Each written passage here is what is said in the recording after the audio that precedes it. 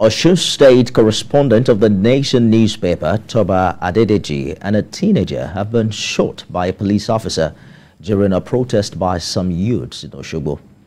The whereabouts of the other victim is still unknown, as she was said to have been referred from the state teaching hospital. TVC News correspondent Rafiu Hamid reports. Some youths were said to be protesting after burying a friend known as Abiola Folabi, whom they alleged was unjustly killed by the police somewhere in Osogbo in April. They were said to have gathered at Olaiya during the protest and were being dispersed by police officers before the two victims were shot. One of them, Toba Adedeji, was immediately rushed to Osun Teaching Hospital, where he is receiving treatment. Immediately he was shot, I just had to put him in my car and I drove him down here. So the funniest part is that immediately I dropped him there, I went back to Olaiya to challenge them, the police, that they shot one of the journalists. They denied it. They even denied that they were just shooting tear gas. Eyewitness blames the police for shooting indiscriminately to disperse the unarmed protesters. Luckily, the doctors quickly attended to him. The government officials were here. He is currently on the bed, stable. However, we demand that the whereabouts of that girl should be made for us to know, because that girl was said to have been sent back to Lautech, and in fact back to Lautech from Ashubiaro. We were here since we didn't see the girl. So the police is yet to make a comment. They have not said anything about the incident yet, but they should make where that girl is. They should make it available. We should know about the whereabouts of that girl, because we knew a girl fell while a bullet hit her. The state chairman of the Nigerian Union of Journalists, Wasiu Ajadoshu, calls on the Inspector General of Police to ensure the perpetrators are brought to book. Our demand is that we are calling on the Inspector General of Police that within 7 days he should redeploy Osun State Commissioner of Police. We have no confidence in him. We can no longer trust his judgment because he has failed us on many occasions. Just in April they killed Abiola, and the group that we were protesting today, they were protesting over the killings of Abiola. And today we only got intervened. It will have been to the end of the life of a journalist. So how will you reconcile this? As at the time of filing this report, journalists are still at the hospital. Meanwhile, the state governor, Adegboyega Oyetola, has condemned the shooting, describing it as unacceptable and irresponsible.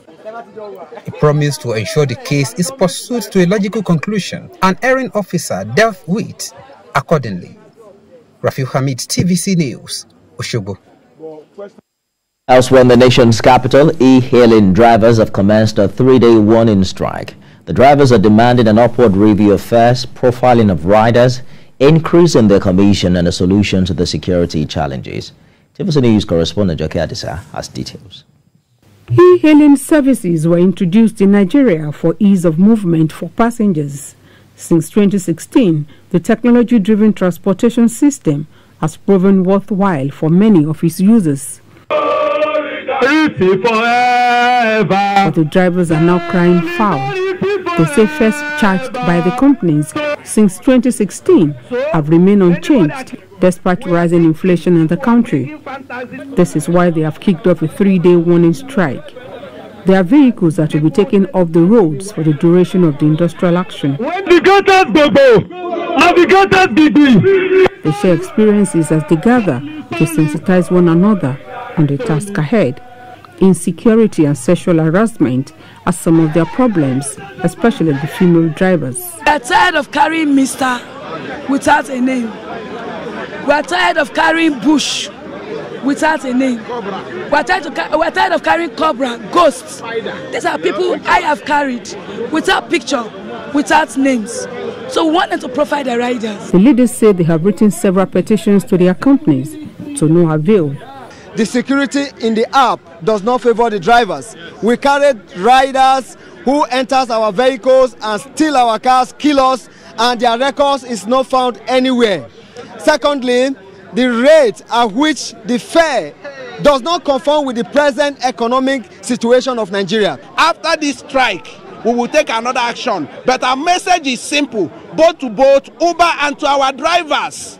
Our drivers that are not here today, we believe they didn't hear. After today, they will hear. What we are saying is shut down Uber and Bolt app for these 3 days. The introduction of fan taxi is giving the drivers the impetus to fight on. Fan have come up with their own app, and as at last week, fan taxi carry request to Usetu 75, and that is what we need. How can a driver be using a car? You cannot be able to service your car.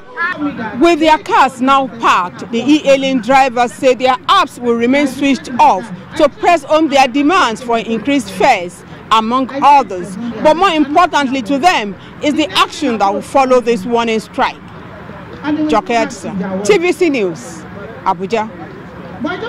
Let's talk health now. The National Primary Healthcare Development Agency has flagged off COVID-19 vaccinations at community pharmacies to further expand access to COVID-19 vaccines and other immunization services across the country. This initiative is expected to strengthen the country's health architecture and also help in achieving the 70% target for herd immunity. Our correspondent Kemi Balogun has more. Community pharmacies are one of the most easily accessible and frequently consulted points of need for healthcare service delivery by the public. This is why this flag-off is taking place to kickstart COVID-19 vaccination and immunization in community pharmacies to support the country attain herd immunity and to also ensure that vaccines are available even within communities. Many countries around the world have authorized vaccination in community pharmacies, including COVID-19 vaccination. This practice has shown promise in countries like South Africa, United States of America, and United Kingdom, to mention but a few, where pharmacies are playing a crucial role in the administration of COVID-19 vaccine. Here is one public health initiative that is bound to improve access to vaccines, and as church, their inclusion in vaccination process will drive down vaccine hesitancy and improve coverage tremendously. The plan is straightforward. We identify these various community pharmacies in their point of care that are going to partner with us, and through planning we deploy vaccination teams who work with them to provide services to every citizen. Nigeria accounts for more than 6,000 community pharmacies across the country, and this move is expected to contribute towards rapidly increasing vaccination coverage for not only COVID-19 but also other disease outbreaks. But now federal government wants to let pharmacists get involved in general vaccination so that all other vaccines can be collected at some accredited pharmacies within your neighborhood.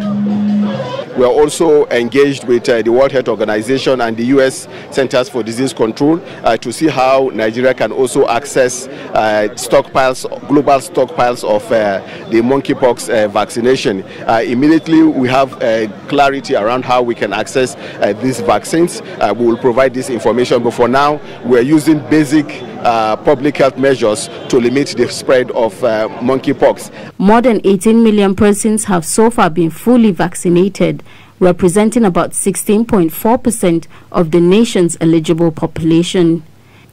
Kemi Balogun, TVC News, Abuja.